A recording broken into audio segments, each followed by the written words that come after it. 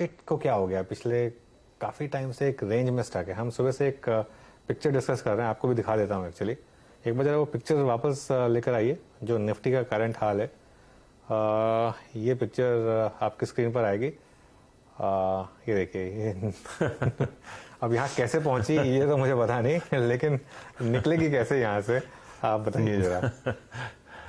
नहीं अनुज, I think obviously range जो है वो काफ़ी हद तक चेंज जहाँ से गिरावट शुरू हुई, आई थिंक प्रोग्रेसिवली रेंज नीचे जा रहा था।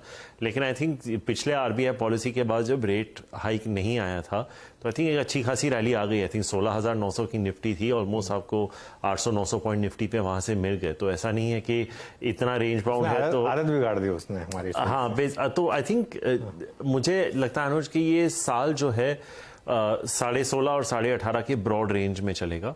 लेकिन इसमें बहुत अपॉर्चुनिटी, जैसे अभी मैं बात कर रहा था 800-900 पॉइंट की रैली आई, तो it will give you lot of opportunities जहां पे आप ट्रेड कर सकते हैं, राइट। और अगर आपको लॉन्ग टर्म इन्वेस्ट भी करना है तो अगर आप अगर समझो निफ्टी 16.5 या 17.5 के बीच में, आपको प्राइसेस बहुत अट्रैक्टिव मिल जाएंगे। तो आई थिंक हालांकि हम हेडलाइन बात करते हैं कि शॉर्ट टर्म में अगर एक रेंज बाउंड मार्केट में, उसमें भी आई थिंक दोनों साइड, शॉर्टिंग में भी और खरीदारी में भी आपको मौके मिलेंगे। ऐसा the good part is range थोड़ा वाइड है अनुज। आई थिंक अगर वो जैसे आपने गाड़ी दिखाई, अगर 500 पॉइंट का रेंज होता तो एक तो बहुत थकान हो जाती, बट आई थिंक जैसे अगर एक बड़ा सा, उसमें भी एक थकावट है। आप जनरली चाहते हो कि मार्केट ट्रेंडिंग हो जाए वन वे जैसे, पर आई थिंक जो हमने वो 7,500 से 18,500 की रैली देखी थी, नहीं कोविड के लो से, के बाद, हाँ जी, तो वैसी रैली तो आपको रोज रोज देखने को नहीं मिलती, राइट। तो आई थिंक अगर यहाँ से भी लोग चाहेंगे कि ब्रेकआउट होके 19-20 हजार चला जाए, बट मुझे लगता है कि आज की डेट में फंडामेंटल्स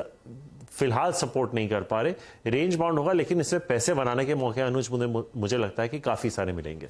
ओके राहुल, एक दो सेक्टर्स की बात कर लेते हैं। आपका एक पसंदीदा सेक्टर एफएमसीजी जी, शानदार मूव्स आ रहे हैं आज उसमें। ब्रिटानिया, आईटीसी ने लाइफ टाइम हाई बनाया है, एशियन पेंट्स चल रहा है, आजीवन जुबिलेंट भी चला है। ये सेक्टर पर क्या व्यू है और क्यों एकदम से फ्रेश फ्लेवर में ये सेक्टर? आई थिंक अनुज एक टेक्निकल फैक्टर हो सकता है, क्योंकि आई थिंक अगर आप पोजीशनिंग देखें आईटी की अहेड ऑफ द रिजल्ट्स, काफ़ी सारे लोग आईटी में ओवरवेट थे। तो ये एक सेक्टर चर्न हो सकता है कि आईटी से थोड़ा पैसा निकल के एफएमसीजी में जा रहा है, क्योंकि अगर आप किसी भी फंड मैनेजर का पोर्टफोलियो देखेंगे, they are either equal weight to overweight banking. तो वहां पे ज़्यादा हेडरूम होती नहीं है आपको ज़्यादा इंक्रीज करने के लिए, क्योंकि जब आगे जाके जब रिलायंस जियो फाइनेंशियल सर्विसेज लिस्ट होगा, वो भी पोर्टफोलियो में आ जाएगा। तो एक पोर्टफोलियो एलोकेशन आपको करनी पड़ती है, आप कुछ खरीद रहे हैं कुछ बेच रहे हैं। तो मुझे लगता है कि ये थोड़ा एक टेक्निकल एडजस्टमेंट भी आ रहा है, क्योंकि जो टीसीएस और एचसीएल टेक के नंबर्स थे उनमें ऐसा कुछ बहुत ज्यादा पॉजिटिव या नेगेटिव नहीं था। इन्फोसिस ऑफ कोर्स एक शॉकर का नंबर था, लेकिन मैस्टेक और साइंट के नंबर्स भी काफी ठीक ठाक ही आए हैं। तो आई थिंक वो थोड़ा एक धक्का लग गया था लोगों को शायद इन्फोसिस के रिजल्ट के बाद कि आगे के result HCL tech, Wipro tech, Mahindra वगैरह कैसे होंगे, परसिस्टेंट एक्सेट्रा। तो मुझे लगता है कि ये शायद एक टेक्निकल शिफ्ट हो सकता है मेरे हिसाब से।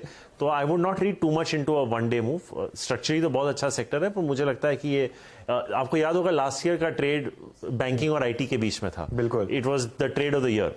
तो हो सकता है कि ये शॉर्ट टर्म में थोड़ा एक टेक्निकल एडजस्टमेंट हमें देखने को मिले। चलिए, सिंस आपने आईटी की बात छेड़ी है राहुल, मुझे याद है कि निर्मल बांग काफी नेगेटिव रहा है आईटी को, लार्ज कैप आईटी को लेकर। और गिरीश की मैं व्यूज सुन भी रहा था, इन्फोसिस को तो लेकर वो काफी खासे नेगेटिव रहे हैं। लेकिन ये जो हाउलर के बाद अभी जो स्टॉक इस लेवल पर आ गया है, और अभी दोस्तों अगर आप बाजार में अपना पैसा इन्वेस्ट करना चाहते हैं तो अभी जुड़े एंजल ब्रोकिंग के साथ में, क्योंकि यहाँ आपको मिलती है एक अच्छी एडवाइस और भरोसेमंद सर्विस, और यहाँ अकाउंट ओपन करना भी है बिल्कुल फ्री ऑफ कॉस्ट। तो आज ही जुड़े एंजल ब्रोकिंग के साथ में, अकाउंट ओपनिंग लिंक डिस्क्रिप्शन में है, आज ही अपना अकाउंट ओपन कराएं। 18 से 19 के बीच जो प्राइस अर्निंग्स आ गया इन्फोसिस का, यहाँ पर आपकी पर्सनल राय क्या है? क्या यहाँ लेना बनता है इन्फोसिस? अनुज, अगर मुझे आईटी लेना है तो मैं अगले क्वार्टर के रिजल्ट्स के बाद लूंगा, क्योंकि ये जो रिजल्ट्स आ रहे हैं, जो बैंकिंग की जो हल्की सी, मैं क्राइसिस नहीं कहूंगा, जो हल्की सी एक रुकावट सी, जैसे बोलते ना हिकअप जैसी आई थी, वो क्वार्टर के एंड में आई थी। उसके बावजूद इतने खराब रिजल्ट्स आए हैं। तो मुझे लगता है कि जो अगले क्वार्टर के रिजल्ट्स आएंगे, शायद कंपनीज को थोड़ी और विजिबिलिटी होगी कि यूएस की इकोनॉमी कैसे कर रही है। यहां से वहां तक की जर्नी में फेड एक बार करता है या 2 बार करता है, वो भी देखना बहुत जरूरी है। आई थिंक ये थोड़ा बेरिश कॉल नहीं है, but I think Infosys does become a buy for me somewhere around 1100। तो आई थिंक क्योंकि ये 1800-1900 से गिरना चालू हुआ है, आई थिंक अभी 1200 के 1200-1250 के आसपास होगा। हाँ, तो I think another 10% lower Infosys personally for me, शायद गिरीश के व्यूज अलग होंगे, but personally for me come in to a reasonably buy zone, good buy zone. लेकिन मैं यही कहूंगा अनुज के विदाउट अ क्राइसिस, जैसे एसवीबी का towards the end of the quarter था, without a crisis you had such a shocker of a number. हाँ, बिल्कुल। तो वो कहीं ना कहीं लगता है कि अगर यूएस में वाकई ही स्लो डाउन या रिसेशन आ जाए तो क्या हो, तो हम जीएफसी की बात ही नहीं कर रहे, वो तो लाइफ में शायद एक टाइम का इवेंट होता है। बिल्कुल। लेकिन ये कहना कि this is the P bottom, वो थोड़ा रिस्की हो जाता है, क्योंकि टीसीएस आज की डेट में भी हमारे नंबर्स पे 23-24 टाइम पे आ रहा है। तो अगर आप हमारे नंबर्स देखें तो टॉप लाइन और बॉटम लाइन दोनों FY24 के लिए हम 4 से 8% के, TCS, Infy, Wipro, HCL, tech Mahindra, इनके टॉप और बॉटम लाइन दोनों 4 से 8% की ग्रोथ आएगी, डिपेंडिंग ऑन विच कंपनी या टॉप लाइन। उस पे आई थिंक 23-24% 23-24 पी देना या इवन 20 पी देना for such low growth market में और भी अपॉर्चुनिटीज हैं। तो उस बेसिस पे, to go back to our previous discussion, FMCG में आपको ज्यादा ग्रोथ दिखेगा। तो उस बेसिस पे अगर FY24 की ग्रोथ आपको शायद बैंकों में या एफएमसीजी में, क्योंकि देखिए 4 मेजर स्तंभ है मार्केट के, एक तो बीएफएसआई है जो 40% है, दूसरा आईटी है, तीसरा एफएमसीजी और चौथा रिलायंस। बिल्कुल। ये आ गया आपका 75 से 80% मार्केट। तो जब हम मार्केट की बात करते हैं, हम ठीक है, हम ऑटो, सीमेंट वगैरह, फार्मा की बात कर सकते हैं, but these sectors, they don't have the in them to move the index। बिल्कुल। यही 4, ये 3 सेक्टर्स और रिलायंस ही है जो इंडेक्स को मूव कर सकते हैं। तो आई थिंक वो आईटी में मुझे लगता है कि एक थोड़ा टैक्टिकल मूव आ रहा है, और आई थिंक लाजमी है। लेकिन मैं कहूंगा कि the better time to buy IT probably will be after the next quarter result, जो 15 जुलाई के आसपास नंबर्स आएंगे। ओके, 15 जुलाई के बाद जो रिपोर्टेड नंबर्स होंगे, मतलब उस अर्निंग्स में, उसके बाद राहुल आईटी पे व्यू एक पॉजिटिव रखते हैं शायद उन नंबर्स को देखने के बाद। राहुल, अभी आपने एफएमसीजी इंडेक्स का जिक्र बहुत किया, आज आप देखिए कि ये निफ्टी एफएमसीजी का सेकंड बेस्ट क्लोज होगा अगर इस प्राइस पे भी क्लोज होता है। But with in this sector अब आप देखिए HUL still below 200 exponential moving average, Marico, Dabur ने बिल्कुल परफॉर्म नहीं किया। सारी की सारी स्ट्रेंथ आईटीसी तक और गोदरेज सीपी तक सीमित है। विद इन दिस सेक्टर आपके प्रेफर्ड पिक्स क्या रहेंगे इस वक्त? देखिए वीडियो, मैं ऐसे देखता हूं कि अगर आईटीसी अपने कैश जो बुक्स पे है, आई थिंक जो 20-25 हज़ार करोड़ का कैश है, वो एक बड़े एक्विजिशन में लगा दे, और जहां से, क्योंकि उनका एबिट कंट्रीब्यूशन आज भी करीबन 80% टोबैको से आता है, तो अगर वो डिपेंडेंस थोड़ी, अगर आप देखें 65-70% तक आ जाए, उसका एक बहुत इंपॉर्टेंट फैक्टर ये भी होगा, जब आपके कैश लेवल्स नीचे जाते हैं, आपकी रिटर्न ऑन इक्विटी ऑटोमेटिकली बढ़ जाती है। तो आज की डेट में अगर आप देखेंगे तो ITC despite being at a 52 week high, ये I think 25 time 1 year forward के आसपास जा रहा होगा। तो एज सेल साइड एनालिस्ट अगर आपको इस पे बाय रिकमेंडेशन देनी है 20-25% का अपसाइड, तो आप इस स्टॉक को 30 टाइम पे भी वैल्यू नहीं कर रहे हैं। सेक्टर का एवरेज चल रहा है करीबन 40 टाइम्स पे। तो even though ITC is at a 52 week high, I think this still has a chance to give you 50 to 100% returns from here, अगर वो कैश की डिप्लॉयमेंट थोड़ी अच्छी हो जाए, या थोड़ा एक रीऑर्गेनाइजेशन आ जाए आईटीसी में, जहां पे टोबैको का डिपेंडेंस थोड़ा कम हो जाए। आई नो काफी चर्चा पिछली कई सालों में हुई है डीमर्जर्स वगैरह या ऑर्गेनाइजेशन रिस्ट्रक्चरिंग के दौरान, लेकिन for the market cap and for the index weight that ITC has, I think a good deployment of cash ये स्टॉक को यहां से भी काफी हद तक री-रेट कर सकता है। आई थिंक 2 और स्टॉक्स, एक की चर्चा आप कुछ ही देर पहले कर रहे थे, वो है ब्रिटानिया।